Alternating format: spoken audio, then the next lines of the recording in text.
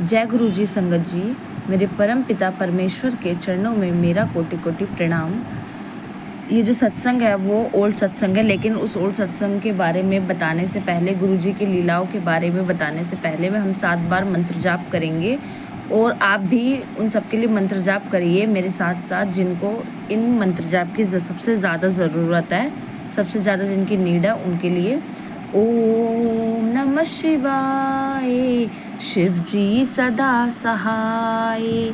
ओम नमः शिवाय, गुरु जी सदा सहाय। ओम नमः शिवाय, शिव जी सदा सहाय। ओम नमः शिवाय, गुरु जी सदा सहाय। ओम नमः शिवाय, शिव जी सदा सहाय।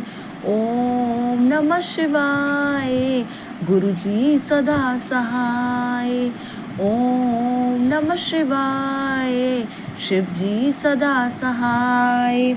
ओम नमः शिवाय, गुरु जी सदा सहाय।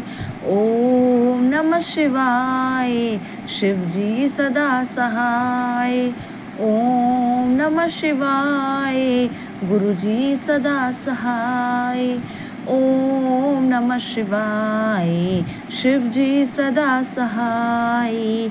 ओम नमः शिवाय, गुरु जी सदा सहाय। ओम नमः शिवाय, गुरु जी सदा सहाय। ओम नमः शिवाय, शिव जी सदा सहाय। ओम नमः शिवाय, गुरु जी सदा सहाय। ओम नमः शिवाय, शिव जी सदा सहाय। ओम नमः शिवाय, गुरु जी सदा सहाय। अब जो सत्संग है वो जो गुरुजी के डॉक्टर गुरुजी ने उनके जो डॉक्टर थे, पर्सनल डॉक्टर गुरुजी के, उन्होंने गुरुजी ने डॉक्टर को कहा था कि तुम अपना काम तो करते ही हो, डॉक्टर का जो भी काम है, रिस्पॉन्सिबिलिटी वो तो करते हो, लेकिन सत्संग करना कभी मत छोड़ना।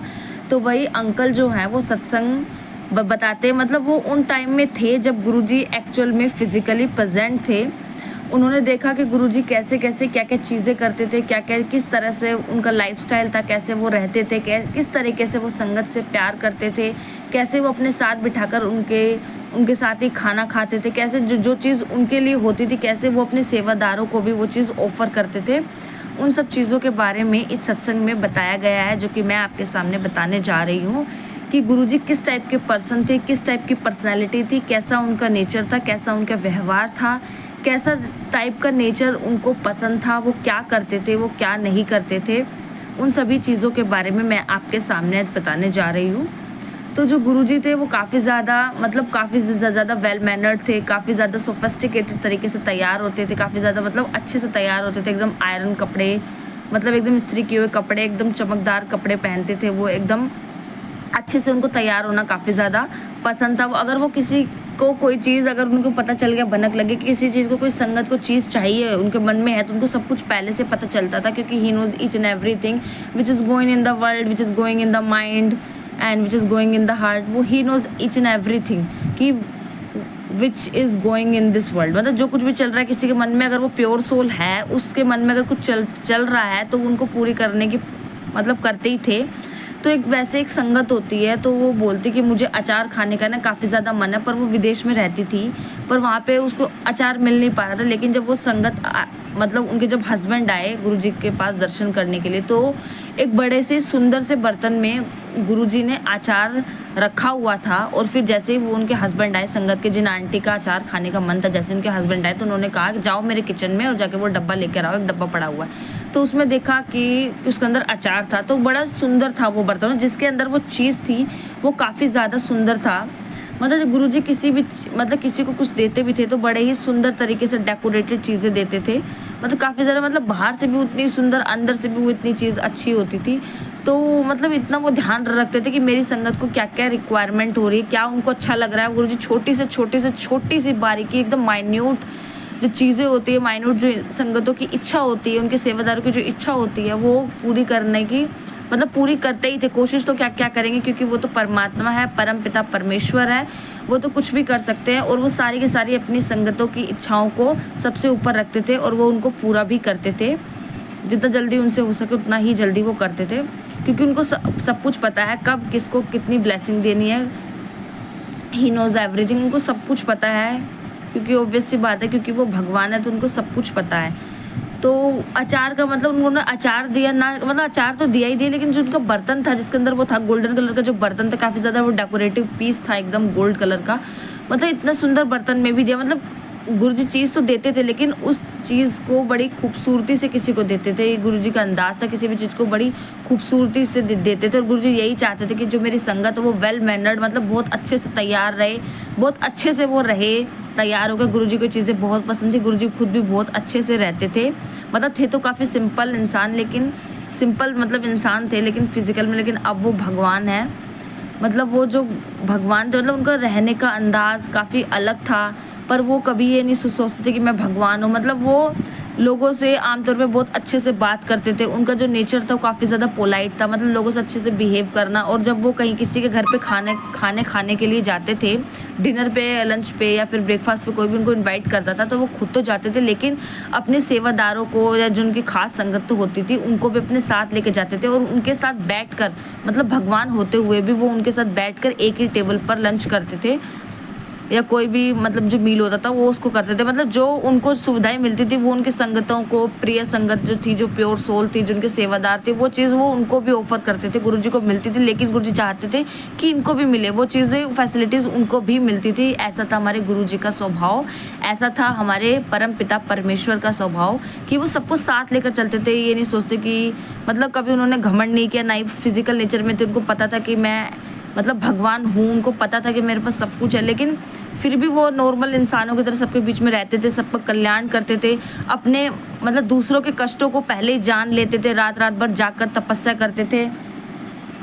6:30 बजे के बाद मतलब वो अपने कक्ष में चले जाते थे। मतलब एकदम वो काफ़ी ज़्यादा पंचुअल थे अपने टाइम के, उनको समय मतलब बिल्कुल एक्यूरेट टाइम पर ही सब कुछ वो करते थे। तो एक आंटी होती है जो कि सत्संग करती है, पर उनके जो हस्बैंड होते हैं वो बिल्कुल भी इन सब चीज़ों में बिलीव नहीं करते कि सत्संग करना, वो गुरुजी पे बिल्कुल नहीं मानते थे, लेकिन उनकी आंटी मानती थी।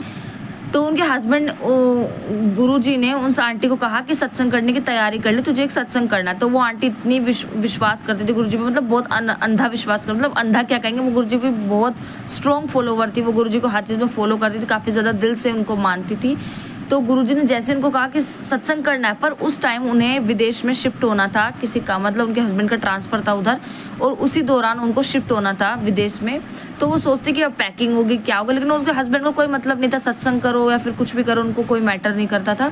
तो उनके हस्बैंड, मतलब जब उनकी वाइफ ने कहा उनसे, उनकी मतलब संगत आंटी ने, जिन्होंने गुरुजी ने जिनसे कहा था कि आपको सत्संग करना है, तो वो तैयार तो हो जाती है सत्संग करने के लिए, लेकिन वो सोचती कि कैसे क्या जुगाड़ होगा। तो उनके हस्बैंड बोलते कि मैं तुम्हें सिर्फ 10,000 रुपये दूंगा, जो तुम्हें करना है वो तुम कर लो, मुझे मतलब नहीं है कैसे क्या करोगी। तो वो अकेले तैयारी शुरू कर देती है, मतलब कैसे करूँगी, हाय, मतलब उनको बोझ हो जाता है कि गुरुजी ने इतनी बड़ी बात मेरे लिए बोल दी, अब मुझे मैं वो करना चाहती, लेकिन वो कैसे करेगी, 10,000 रुपीज़ में कैसे खाने का प्रबंध होगा, कैसे वो क्या करेगी, कैसे डेकोरेशंस करेगी, उसको कुछ समझ में नहीं आता, क्योंकि उसके पास उसके हस्बैंड का सपोर्ट नहीं होते। लेकिन वो ये नहीं जानती थी आंटी कि जिसके ऊपर परम पिता परमेश्वर का हाथ है, जिन्होंने मतलब गुरुजी है ना, कि करने वाले भी गुरुजी महाराज और करवाने वाले भी गुरुजी महाराज, कि जब उन्होंने कुछ कहा है तो वही उस चीज़ का प्रबंध भी करेंगे। मतलब कोई चीज़ गुरुजी बोलते हैं तो वो तभी बोलते हैं जब वो खुद उनका उस चीज़ का इंतज़ाम करवाए। ऐसे है हमारे गुरुजी महाराज कि वो जब कुछ भी बोलते हैं तो वो अपना इंतज़ाम जो होता है, मतलब किसी को कुछ बोल दिया है, लेकिन भले ही वो कर रहा हो, लेकिन वो सिर्फ माध्यम है, क्योंकि करने वाले भी गुरुजी महाराज है और करवाने वाले भी गुरुजी महाराज है। बिल्कुल वैसे ही गुरुजी ने किया कि सारी तैयारियां उनको स्टेप बाय स्टेप तैयार करवाई, कि जैसे मतलब इतनी आंटी हड़बड़ी में होती है कि जो सत्संग गुरुजी का जो स्वरूप है वो उल्टा पहना देती। फिर गुरुजी को गाइड करते तो उन्हें क्या कर दिया, इसको हटा और सीधा स्वरूप पहना मुझे, तो वो फिर सीधा पहनाती। फिर वैसे सोचती केटरिंग का फ़ोन, फिर अचानक से उनको गुरुजी की कृपा से एक फ़ोन आता है कि मैं केटरिंग का काम करती हूँ, मैं साउथ इंडियन डिशेज़ बनाती हूँ, मैं केटरिंग का है ना काम करती हूँ। तो साउथ इंडियन डिशेज़ आपको क्या क्या बनवाना है आप बता देना, अभी मैं बिज़ी हूँ, लेकिन मैं आपको रात को फ़ोन करूँगा, 12-1 बजे फ़ोन करूँगा। तो वो बोलती है ओके जी आप फ़ोन कर लेना मुझे 12-1 बजे। तो वो फ़ोन करती है 12-1 बजे, संगत आंटी जो मतलब जो भी वो होते हैं कैटरिंग का जो काम, वो बोलते हैं आपको क्या-क्या डिशेज़ बनवाना, क्या-क्या करना है। तो वो सोचती है अरे मेरे पास 10,000 रुपीज़ है, मुझे इसमें डेकोरेशंस कराने हैं, खाना-पीना भी देखना और भी बहुत सारी चीज़ें होती है, डेकोरेशन मटीरियल भी देखना, सब कुछ देखना, मैं कैसे क्या हो पाएगा, पता नहीं कितने पैसे लेंगे, कितने नहीं लेंगे। तो वो बात स्टार्ट करती है कि हाँ जी, कि आप कितने पैसे लोगे इस मतलब खाने का प्रबंध करने के लिए, आप कितने पैसे लोगे? सब लोगों का मतलब ज़्यादा लोगों को उसको खाना बनवाना होता है, तो वो पूछते कि आप कितने पैसे लोगे? तो सोचती है कि बस खाना बनने के इतने ही पैसे हो कि मतलब वो 10,000 रुपीज़ बोल देते हैं जो केटरर होते हैं। तो बोलते हैं ठीक है जी, मैं वो सोचती देखा जाएगा आगे का जो होना रहेगा, 10,000 रुपीज़ के लिए वो रेडी हो जाती है। और वो भी गुरुजी की कृपा से ही था, मतलब सब कुछ फिर ठीक होता है। वो अच्छे से मतलब खाना वगैरह तैयार करवा लेती है और उसको कोई भी कमी नहीं आती है, वो आराम से उसका सत्संग हो जाता है। इसलिए इस सत्संग में ये कहा गया है कि जो गुरुजी अगर कोई कुछ बोला है कि तो मतलब किसी भी चीज़ को भाव से करो, मतलब गुरुजी भाव के भूखे ना कि कितने का होगा, क्या होगा, किसी भी चीज़ को ओवरलोड लेने की हमें ज़रूरत नहीं है। अगर गुरुजी का सत्संग भी करना है तो गुरुजी के सत्संग में जो मेन थिंग है वो भाव होना चाहिए। मतलब भाव ज़रूरी है, सबसे ज़्यादा जो ज़रूरी है वो इमोशन है, दिल से दिल तक का कनेक्शन होना चाहिए गुरुजी से हमारा और गुरुजी के बीच में दिल से दिल तक का कनेक्शन इम्पॉर्टेंट है, जो कि सत्संग में सबसे ज़्यादा मेन इम्पॉर्टेंट है। उसके बिना सत्संग का कोई महत्व नहीं होता। उसके बिना मतलब आप जब भाव ही नहीं रहेगा तो आप गुरुजी को क्या मानोगे, कैसे, कुछ आपको समझ नहीं आएगा। तो गुरुजी से आपका कनेक्शन जो होना चाहिए वो स्ट्रोंग होना चाहिए। गुरुजी से हमें बातें करनी चाहिए, क्योंकि गुरुजी हर संगत में, हर प्योर सोल, संगत भी मैं नहीं कह सकती, मतलब संगत भी है, लेकिन जो भी प्योर सोल है उसमें गुरुजी का विराजमान है, गुरुजी उसमें है। मतलब गुरुजी हर इंसान में मैं नहीं बोल सकती, लेकिन हर प्योर सोल में गुरुजी जो है वो विराजमान है। इसलिए घबराइए मत, ये मत सोचिए कि सत्संग करना है इतने पैसे लगेंगे, पैसों का तो आप सोचिए ही मत, क्योंकि गुरुजी ने कुछ कहा है आपसे कुछ करने के लिए, तो ये मत सोचिए कि कैसे होगा। बस ये सोचिए कि करने वाले गुरुजी महाराज है, जब गुरुजी कहा है तो वही करवाएंगे, बस आप यही सोचिए। और किसी भी सत्संग को अगर आप करते हो तो लोड लेने की बिल्कुल ज़रूरत नहीं, क्योंकि बस आप भाव रखिए, बाकी सब अपने आप होता चला जाएगा, क्योंकि करने वाले गुरुजी महाराज है और करवाने वाले गुरुजी महाराज है। बस इस सत्संग को मैं यहीं पे, सत्संग तो अनेक है, लेकिन अभी के लिए मैं अपनी ज़ुबान को विराम देती हूँ और बस यही बोलना चाहूँगी, जय जय गुरुजी, धन धन गुरुजी, वाह वाह गुरुजी। मिलते हैं ऐसे चैनल पे बने रहिए और मिलते हैं हम अगले नेक्स्ट प्रोग्राम में, और देखते रहिए मेरा चैनल और गुरुजी की लीलाओं में आपका सभी का स्वागत है।